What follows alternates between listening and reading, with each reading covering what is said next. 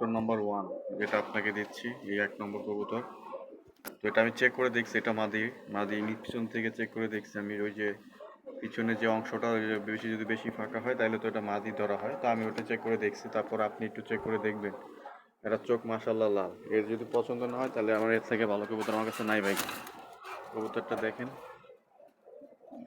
এই যে মাদি কবুতর, ঠিক আছে। মাদি কবুতর একদম পা একদম ফ্রেশ, পায়ে কোনো ফাটা ফাটা মিসমার কিচ্ছু নাই, পায়ে কোনো পশম নাই। এই কবুতরটা আবার ভালো করে দেখে নেন ভাই।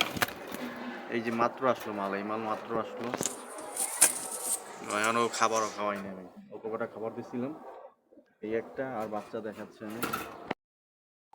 আর এটা হচ্ছে 2 নম্বর মাদিটা, একদম চিকন লম্বা ঠোঁট, চিকন লম্বা ঠোঁট, চমৎকার একটা মাদি। তারপর আপনি দেখে নেবেন ভাই, আমি ভিডিও আপনার পাঠাইতেছি, ঠিক আছে।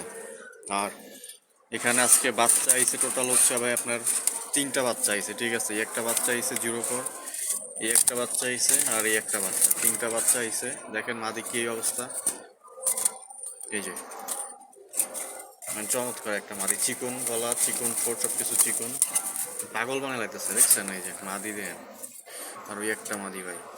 তো আপনি আর একটা কাজ করেন, 300 টাকা পাঠাই দেন, তাহলে এই যে আমি হচ্ছে এই 3টা বাচ্চা একসাথে পাঠাই দিই, তাহলে আপনার সাথে ভালো হবে, বুঝতে পারছেন।